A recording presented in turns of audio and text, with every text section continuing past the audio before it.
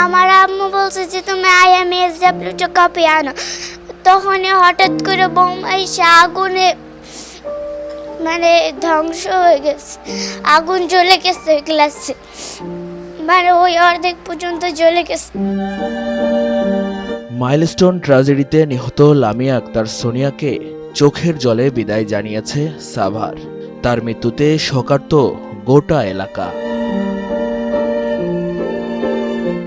উত্তরার 18 নম্বর সেক্টরে স্বামী সন্তান নিয়ে থাকা লামিয়ার প্রতিদিনের রুটিন ছিল মাইলস্টোন স্কুল থেকে তৃতীয় শ্রেণীর কন্যা জায়রাকে আনা নেওয়া করা। 21 জুলাই বিমান দুর্ঘটনার দিনে মেয়েকে স্কুল থেকে আনতে গিয়ে নিখোঁজ হয়েছিলেন লামিয়া। তারপর আর ঘরে ফেরা হয়নি।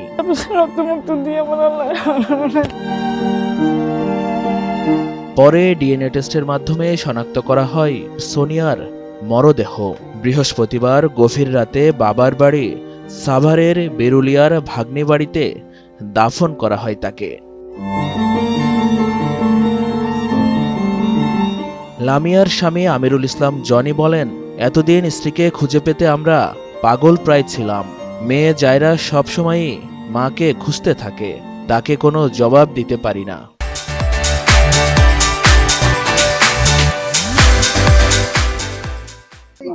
ওরা দুটা বান্ধবী ছিল, আফসানা পিয়া ভাবি আর লামিয়া। দুজনের সাথে বসতো না। ও বলতো হিমা আর উনি বলতো ভাবি।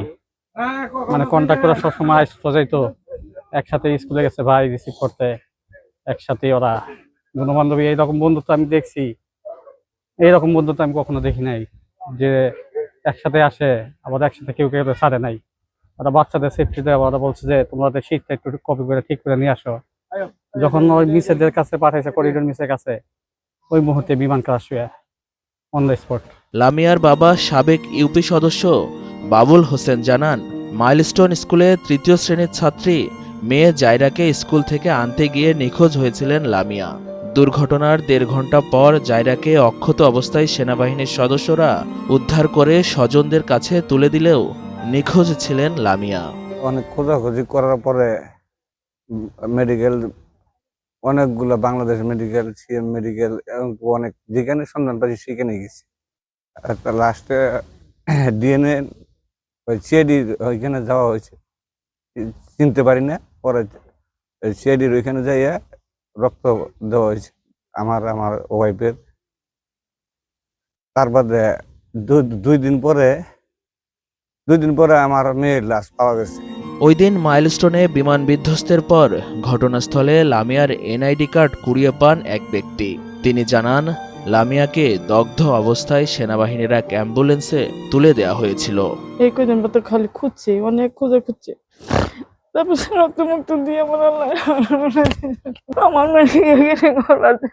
আল্লাহ কবর দেওয়ার জন্য একটা খণ্ড খুঁজছি। মানুষ তো একটা জীবিত মানুষ খুঁজে, আমরা জীবিত মানুষ খুঁজি নাই লাস্টে। আমার ছোট বোন ছিল, ছোট কাকার মেয়ে, কোলে পিঠে করে মানুষ করছি, ভালো ছিল, অনেক ভালো ছিল।